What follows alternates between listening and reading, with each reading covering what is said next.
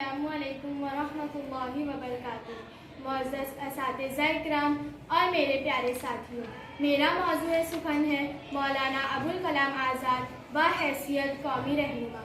सुना है खाक से तेरी नमूद है लेकिन, सुना है खाक से तेरी नमूद है लेकिन, तेरी सरिश्त में है कभी वो महताबी। हाज़रीन, मौलाना आज़ाद इन नाबगए रोज़गार हस्तियों में थे जिनके लिए मुल्क बरसों आहें भरता रहा। ये वो लोग हैं जो जहाँ भी गए दास्तान छोड़ाए। ये जिस तरफ भी झुक पड़े तारीख साजी का कारनामा अंजाम दिया। अदब की तरफ झुके तो गुबार खातिन ने अपनी इनफरादियत का लोहा मनवा लिया। दीन की तरफ रुख किया तो तर्जुमानुल कुरआन जैसा अदीमुल मिसाल कारनामा अंजाम दिया। सियासत के मैदान में कदम रखा तो बड़े बड़े सियासियों के दिलों में अपनी दीदावरी का सिक्का बिठा दिया। सहाफत के मैदान में कदम रखा तो रिसाला अल हिलाल मुल्क की शोहरत का बाइस बना। हाज़रीन, हकीकतन मौलाना सियासतदान नहीं बल्कि एक मुफक्किर, मजहबी आलिम और बेमिसाल अदीब व खतीब थे, लेकिन सिर्फ और सिर्फ अपने वतन और इसके लोगों से मोहब्बत और अपने फर्ज का ये एहसास ही है जिसने एक पढ़ने लिखने वाले शख्स मौलाना अबुल कलाम आज़ाद को उनके कुतुब खाने से निकालकर वतन के लाखों बासियों के दरमियान बतौर सियासी रहनुमा लाकर खड़ा कर दिया, जिसका एतराफ वो इस तरह करते हैं कि मैं सियासी जिंदगी के पीछे कभी नहीं भागा, दरअसल सियासत ने आकर मुझे घेर लिया। मौलाना आज़ाद की दास्तान हमारी कौमी जिंदगी की दास्तान है। मौलाना आज़ाद ने जिस जमाने में होश संभाला वो गुलामी का जमाना था। बरतानवी साम्राज्य हिंदुस्तान का इस्तेहसाल कर रहा था और गुलाम कौमें आज़ादी के लिए कोशिश कर रही थी। अगर मौलाना अपने मौरूसी तरीके को इख्तियार करते तो उनकी सारी जिंदगी ऐशो आराम में गुजरती, लेकिन मौलाना की अजमत का इससे बड़ा सबूत क्या होगा कि उन्होंने अपने लिए दारो रसन का रास्ता मुंतखब कर लिया। अपनी रफीक हयात मोहतरमा सुलेखा के गुजर जाने के बाद भी कभी पैरोल पर बाहर जाने के लिए दरख्वास्त नहीं दी, चूँकि मौलाना ने अपनी पूरी जिंदगी अपने कौमी भाइयों और वतन के लिए वक्फ कर दी थी और वो चाहते थे कि हिंदुस्तान के 7 करोड़ मुसलमान हिंदुस्तान के 22 करोड़ हिंदुओं के साथ मिलकर हिंदुस्तान की एक कौम और नेशन बन जाए।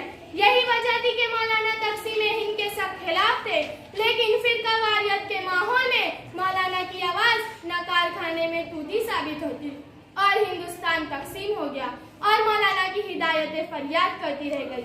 मौलाना आज़ाद ने दिल्ली की जामे मस्जिद में मुसलमानों की एक बड़ी इज्तिमा से खिताब करते हुए कहा, ये देखो जामे मस्जिद के बुलंद मीनार तुमसे झुककर सवाल करते हैं कि तुमने अपने तारीख के सफात को कहाँ गुम कर दिया है। अभी कल की बात है कि जमुना के किनारे तुम्हारे काफिले वालों ने वजू किया था और आज तुम हो कि तुम्हें यहाँ रहते हुए खौफ महसूस होता है, हालांकि दिल्ली तुम्हारे खून से सेंची हुई है। मेरे प्यारे साथियों, मौलाना आज़ाद के ना जाने क्या क्या सुनहरे ख्वाब थे। वो आज़ादी के मतवाले थे, वो हिंदू मुस्लिम इत्तेहाद के जबरदस्त हामी थे, लेकिन उन्हें हिंदू मुस्लिम फिरका परस्ती से दो चार होना पड़ा। वो मुल्क में मुतहदा कौमियत, सेक्युलरिज्म और जमहूरियत को सरसब्ज देखना चाहते थे।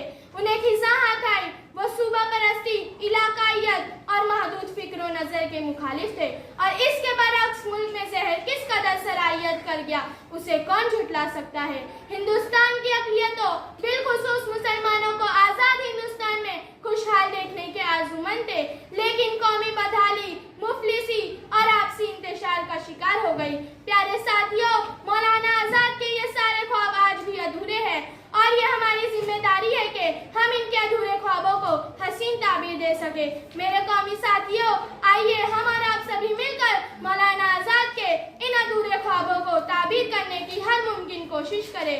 मौलाना की इल्म की दौलत, कौमी यकजहती की दौलत, तासुब और नफरत के खिलाफ शरीफाना जिहाद की मदद से अपनी इफ्तादा कौम को उठाते हैं और मौलाना आज़ाद जैसे अजीम शख्स की पैरवी करते हैं ताकि ये तमाम असासा हम अपनी आइंदा नस्लों को मुंतकिल कर सके। मुझे डरा सकती नहीं फिजा की तारीखी, मेरी सरिश्त में है पाकी वो दरख्शानी, तो ए मुसाफिर शब खुद चिराग बन अपना, कर अपनी रात को दागे जिगर से नूरानी। शुक्रिया। अस्सलामु अलैकुम वरहमतुल्लाहि वबरकातुहू। सामीन कराम, मेरा मौजूद सुखन तकसीम हिंद और नजरिए मौलाना आज़ाद है। मिसल खुर्शीद सहरे फिक्र की ताबानी में مثل خورشید سحر فکر کی تابانی میں، شمع محفل کی طرح سب سے جدا، سب کا رفیق۔ معزز سامعین، عالمی تاریخ میں ہندوستان کی تحریک آزادی کی روایات ایک نئے اور شاندار باب کا اضافہ کرتی ہے۔ اس کے مختلف ادوار کے افق پر مختلف رہنماؤں نے اپنی قیادت کے نور سے راہوں کو منور کیا اور عوام کی رہنمائی کی، جس کے سبب ایک نئے جمہوری اور قومی تشخص کی بنیاد پڑی۔ ان رہنماؤں کی طویل فہرست میں مولانا ابوالکلام آزاد کا نام بڑے ہی اہمیت کا حامل ہے۔ در حقیقت گزشتہ صدی کے ہندوستان کی کوئی بھی سماجی، سیاسی، تہذیبی تحریک مولانا آزاد کے ذکر کے بغیر مکمل نہیں ہو سکتی۔ سامعین، مولانا آزاد کی داستان ہماری قومی زندگی کی داستان ہے۔ تقسیم بنگال سے لے کے تقسیم ہند تک، تحریک خلافت سے لے کے تحریک ترک موالات تک، مولانا ایسے واحد مسلمان تھے جو سارے ہندوستان کی طرف سے بولنے کا حق رکھتے تھے، کیونکہ ان کی نگاہ میں ان کے مسلمان ہونے اور ہندوستانی ہونے میں کوئی تضاد نہ تھا۔ ان کے اسی عرفان، تابناک دانشوری نے اور گہری تاریخی و سیاسی بصیرت نے مولانا کو نہ صرف مسلمانوں کا بلکہ پورے ہندوستان کا قومی رہنما بنا دیا۔ جہان تازہ کی افکار تازہ سے ہے نمود، جہان تازہ کی افکار تازہ سے ہے نمود، کہ سم و خشت سے ہوتے نہیں جہاں پیدا۔ حاضرین، میں آج مولانا آزاد کے نظریے تقسیم ہند پر روشنی ڈالنا چاہوں گی۔ حاضرین، مولانا آزاد کی خدمات کا اعتراف کیا جائے تو ایک دفتر کھل سکتا ہے۔ ہندوستان کی تاریخ کے ایسے کتنے ہی واقعات، معاملات، حادثات اور دردمندیاں تھیں جن کے ساتھ مولانا کا نام جڑا ہوا تھا۔ ان کی دورس نگاہیں دیکھ رہی تھی کہ مسلم لیگ کے ساحرانہ مگر غلط انداز سیاست نہ صرف مسلمانوں کو جھوٹا خواب دکھا رہی تھی بلکہ انہیں اپنے ہم وطنوں سے بدگمان کر رہی تھی اور ملک کی تقسیم کا باعث بھی بن رہی تھی۔ مولانا جانتے تھے کہ یہ جذباتی سیاست کا نشہ ٹوٹے گا تو مسلمان ہند اپنی تاریخی نادانی پر کفِ افسوس مرنے کے لائق بھی نہ رہیں گے۔ انہیں مسلمانوں سے غلہ تھا۔ ساحر الموت نے تجھ کو دیا برق حشیش، ساحر الموت نے تجھ کو دیا برق حشیش، اور نادان تو اسے سمجھا کہ شاخ نبات۔ دوستو، مولانا ہمیشہ سے ہی ہندو مسلم اتحاد کے زبردست حامی تھے۔ انہوں نے اپنی تحریر اور تقریر دونوں کے ذریعے ملک میں فرقہ وارانہ اتحاد کے لیے اپنی آواز بلند کی۔ یہی وجہ ہے کہ انہوں نے اعلان کر دیا تھا کہ مجھے ہندو مسلم اتحاد سوراج سے زیادہ قیمتی ہے۔ سامعین کرام، مولانا کے ان اقوال سے یہ بات واضح ہو جاتی ہے کہ مولانا دو قومی نظریے کے خلاف تھے۔